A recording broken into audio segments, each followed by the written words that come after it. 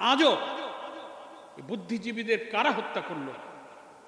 বামপন্থী কলকাতা কেন্দ্রিক বুদ্ধিজীবী, ভারতীয় তাবেদার, নানানভাবে তারা এদেশের ইসলামী আন্দোলনকে, জামাত ইসলামকে তারা দায়ী করে থাকেন।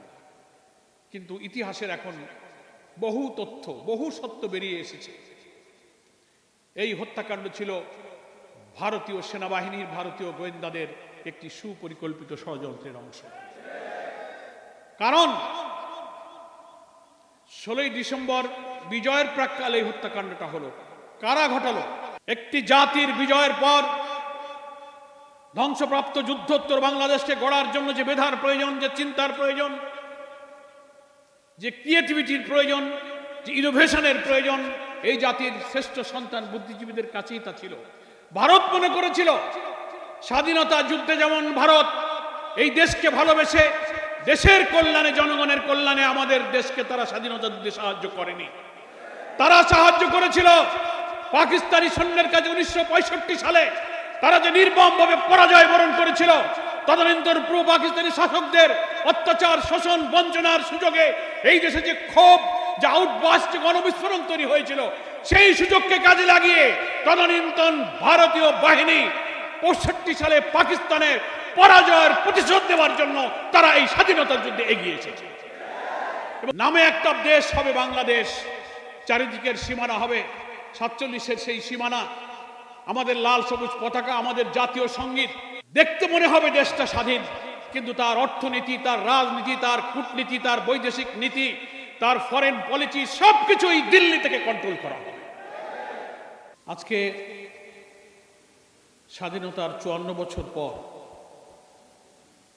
আবারও আমাদেরকে শহীদ বুদ্ধিজীবী দিবস পালন করতে হচ্ছে, যে দিবসে বাংলাদেশের মেধাবী শিক্ষক, একটি জাতি, একটি সভ্যতা বিনির্মাণে যারা অসাধারণ ভূমিকা রেখে থাকেন, কবি, সাংবাদিক, সাহিত্যিক, লেখক, শিল্পী, বাংলাদেশের এই সম্পদকে কারা স্বাধীনতার অর্থাৎ বিজয়ের প্রাক্কালে হত্যা করেছিল, পরিকল্পিত বেছে বেছে নৃশংসভাবে খুন করেছিল। 54 বছর পেরিয়ে গেল, বুদ্ধিজীবী হত্যার এই রহস্য আজও উন্মোচিত হয়নি। ঢালাওভাবে এদেশের রাজনীতির অঙ্গনে বাইরে থেকে যারা গুটি চালিয়ে বাংলাদেশের নতুন নতুন রাজনীতির বয়ান বা ন্যারেটিভ তৈরি করেন, এদেশের দিল্লির তাবেদাররা বুদ্ধিজীবী হত্যার ঘটনা নিয়ে তাদের প্রথাগতভাবে সমস্ত দায় দায়িত্ব ঘৃণিতভাবে জামাত ইসলামীর উপরে চাপাবার যে চেষ্টা করেছেন, তিলে তিলে ইতিহাসের অনেক ইতিহাস এবং তথ্য আবিষ্কার হচ্ছে যে এই হত্যার পিছনে দিল্লির পরিকল্পিত ষড়যন্ত্রের ভিত্তিতে ভারতীয়রা আমাদের এই সেরা সন্তানকে হত্যা করেছে। আজও বুদ্ধিজীবীদের কারা হত্যা করল? বামপন্থী কলকাতা কেন্দ্রিক বুদ্ধিজীবী, ভারতীয় তাবেদার, নানানভাবে তারা এদেশের ইসলামী আন্দোলনকে, জামাত ইসলামকে তারা দায়ী করে থাকেন।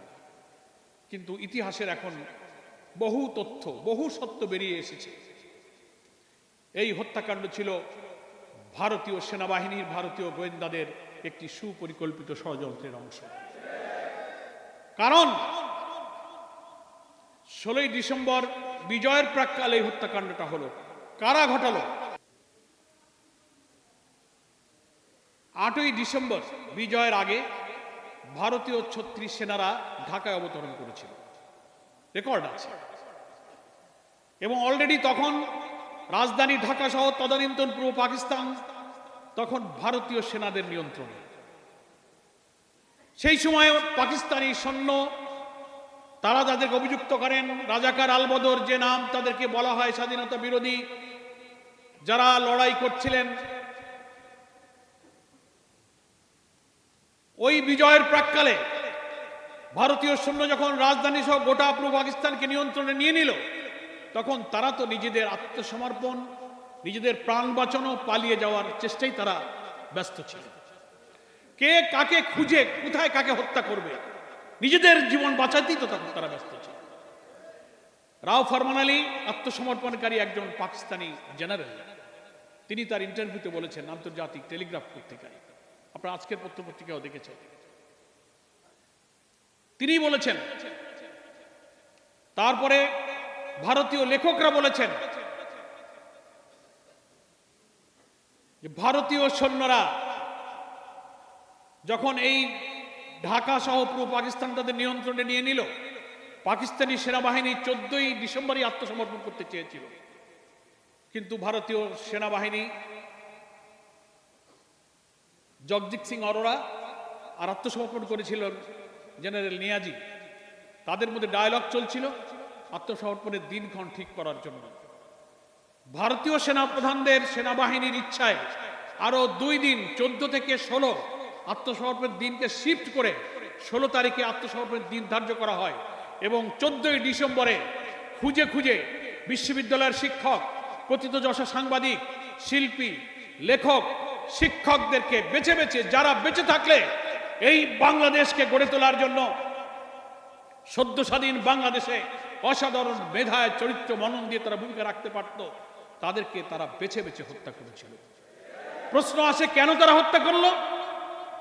একটি জাতির বিজয়ের পর ধ্বংসপ্রাপ্ত যুদ্ধোত্তর বাংলাদেশকে গড়ার জন্য যে মেধার প্রয়োজন, যে চিন্তার প্রয়োজন, যে ক্রিয়েটিভিটির প্রয়োজন, যে ইনোভেশনের প্রয়োজন, এই জাতির শ্রেষ্ঠ সন্তান বুদ্ধিজীবীদের কাছেই তা ছিল।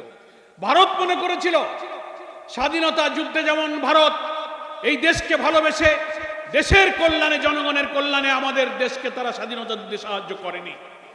তারা সাহায্য করেছিল পাকিস্তানি সৈন্যের কাছে 1965 সালে তারা যে নির্মমভাবে পরাজয় বরণ করেছিল, তদনন্তর পুরো পাকিস্তানি শাসকদের অত্যাচার, শোষণ, বঞ্চনার সুযোগে এই দেশে যে ক্ষোভ, যে আউটবাস্ট, যে গণবিস্ফোরণ তৈরি হয়েছিল, সেই সুযোগকে কাজে লাগিয়ে তদনন্তর ভারতীয় বাহিনী 65 সালে পাকিস্তানের পরাজয়ের প্রতিশোধ নেওয়ার জন্য তারা এই স্বাধীনতার যুদ্ধে এগিয়ে এসেছে এবং তারা মনে করেছিল দেশ যদি স্বাধীন হয়েও যায় তাহলে এই বাংলাদেশ যেন চিরদিন আমাদের অনুগত এবং আধিপত্যে তারা থাকে।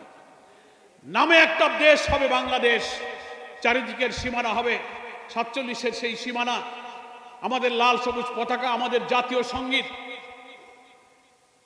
দেখতে মনে হবে দেশটা স্বাধীন, কিন্তু তার অর্থনীতি, তার রাজনীতি, তার কূটনীতি, তার বৈদেশিক নীতি, তার ফরেন পলিসি সবকিছুই দিল্লি থেকে কন্ট্রোল করা হবে। আগের যুগে সাম্রাজ্যবাদী আধিপত্যবাদীদের একটা চরিত্র ছিল, সৈন্য সামন্ত লর্ড বহর নিয়ে যুদ্ধ করে করে তারা ভূখণ্ড দখল করত। আধুনিক যুগে এই আধিপত্যবাদ এবং সাম্রাজ্যবাদীর সংজ্ঞা এবং ব্যাখ্যা কিন্তু পরিবর্তন হয়ে গেছে। তারা দেশ আর ভূখণ্ড দখল করবে না, ভূখণ্ড আপনার হাতে থাকবে, কিন্তু আপনার অর্থনীতি, শাসন, রাজনীতি সবকিছু আধিপত্য শক্তি ওখানে বসে নিয়ন্ত্রণ করবে। এদেশের পলিটিক্সে কারা ক্ষমতায় যাবে, কারা ক্ষমতায় নামবে, অর্থনীতিতে কি হবে, রাজনীতি কি হবে, ফরেন পলিসি কি হবে, ওরা ঠিক করে দেবে। এটা হচ্ছে সাম্রাজ্যবাদের আধুনিক রূপ। সেইভাবেই তারা চেয়েছিল দেশটা নামে স্বাধীন হোক, কিন্তু সভ্যতায়, চিন্তায়, মেধায়, মননে তারা স্বাধীন থাকবে না। তারা আমার ভারতীয় দিল্লির আধিপত্যবাদের সেবাদাস হয়ে চিরদিন তারা বেঁচে থাকবে। সেই জন্য এই দেশের শ্রেষ্ঠ সন্তানদেরকে তারা হত্যা করেছে। আমার কথাটা কি আমি বুঝাতে পেরেছি আপনাদের? আমি আরো দৃঢ়তার সাথে চ্যালেঞ্জ করে বলতে চাই, এই সত্যের প্রমাণ পাওয়া যেত। 16ই ডিসেম্বর তো বিজয় হলো, জানুয়ারি মাসের 30 তারিখে, 72 সালের জানুয়ারি মাসের 30 তারিখে একজন বুদ্ধিজীবী শহীদুল্লাহ কায়সার, তার ভাই হচ্ছে জহির রায়হান, সে একজন শিল্পী ছিল, অভিনেতা ছিল, চিত্র নির্মাতা ছিল। তার বড় ভাই শহীদুল্লাহ কায়সারও কিন্তু নিখোঁজ হয়ে গিয়েছিল এবং শহীদ বুদ্ধিজীবীদের তালিকায় তিনিও ছিলেন। তিনি ফোন পেলেন, খবর পেলেন 30শে জানুয়ারি 72 সালে। তিনি ছুটে গেলেন। তার পরিবারের লোকেরাই বলছেন যে সে টেলিফোন পেয়ে ছুটে গেল মিরপুরে, শহীদুল্লাহ কায়সার কোথায় পাওয়া যায়, বুদ্ধিজীবীদের কোনো খবর পাওয়া যায় কিনা। এর আগে শহীদুল্লাহ কায়সার, জহির রায়হান 14ই ডিসেম্বরের বুদ্ধিজীবী কিভাবে হত্যা হলো তার তদন্ত, তার তথ্য উপাত্ত ছবি নিয়ে একটা ডকুমেন্টারি নির্মাণ করার জন্য তারা কাজে নেমেছিলেন। তাদের কাছে তথ্য উপাত্ত তদন্তের অনেক প্রতিবেদন তাদের হাতে ছিল। তিনি ছুটে গেলেন, তারপরে জহির রায়হানও কিন্তু নিখোঁজ হয়ে গেলেন, আর জহির রায়হানকে পাওয়া গেল না। তার বন্ধু ছিল তদানীন্তন রাষ্ট্রপতি আবু সাইদ চৌধুরীর বঙ্গভবনে রাষ্ট্রপতির স্টাফ অফিসার ছিল মোহাম্মদ সেলিম। তিনিও এই তদন্ত কাজে, ডকুমেন্টারি এবং চিত্র নির্মাতার কাজে জহির রায়হানের সহযোগী ছিলেন। একই সময় দুই বন্ধু কিন্তু তারা চলে গিয়েছেন। আজকের পত্রিকায় সেই ইতিহাসের লেখনীয় আসছে। লেখকরা এটা বলে না জহির রায়হান নিখোঁজ হয়েছে, তা বলে না, কিন্তু সেলিমও যে সেদিন নিখোঁজ হয়েছে সে কথা কিন্তু এখন আর কেউ বলে না। কারণ ওই সেলিমের কাছেও বুদ্ধিজীবী হত্যার তদন্তের অনেক তথ্য উপাত্ত ছবি তার কাছেও ছিল, জহির রায়হানের কাছেও ছিল। এদেরকে যদি জীবিত পাওয়া যেত তাহলে ভারতীয় সেনারা যে সেদিন বুদ্ধিজীবী বেছে বেছে কিভাবে হত্যা করেছিল তার প্রামাণ্য অনেক ছবি চিত্র প্রমাণ এই জাতি কিন্তু জানতে পারত।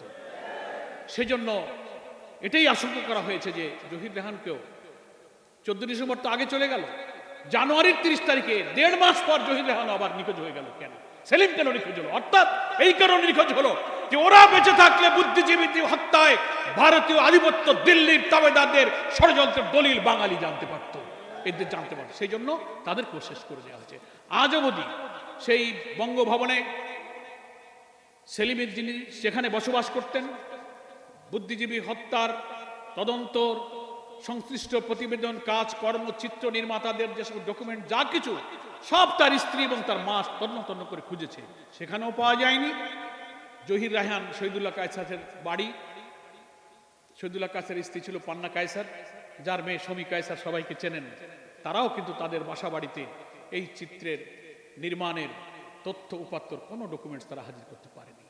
54 বছর পরে যদি এই বুদ্ধিজীবী হত্যার তদন্তের কাজে গিয়ে তারা নিখোঁজ হয়ে যান, তারপরে কোন একটি প্রমাণও বের করা গেল না যে এই হত্যার সাথে রিয়েল জড়িত কারা ছিল। সেজন্য আওয়ামী লীগই পরিকল্পিতভাবে ভারতের ডিকটেশনে এই তদন্ত প্রক্রিয়াকে আর আগাতে দেয়নি। এই সত্য প্রকাশিত হলে এই স্বাধীনতা যুদ্ধের পিছনে ভারত যে এই দেশকে ভালোবেসে স্বাধীনতা যুদ্ধে তারা সাহায্য করেনি, এই দেশকে তাবেদার বানানোর জন্যই যে তারা এটা করেছে এবং বুদ্ধিজীবীদের তারা হত্যা করেছে, এই সত্যটা জাতি জেনে ফেলতো। তাই পরিকল্পিতভাবে শেখ মুজিবের জীবদ্দশা এবং পরবর্তী আওয়ামী লীগের কোন সরকারই এই বুদ্ধিজীবী হত্যার রিপোর্ট আজও প্রকাশ করতে পারে।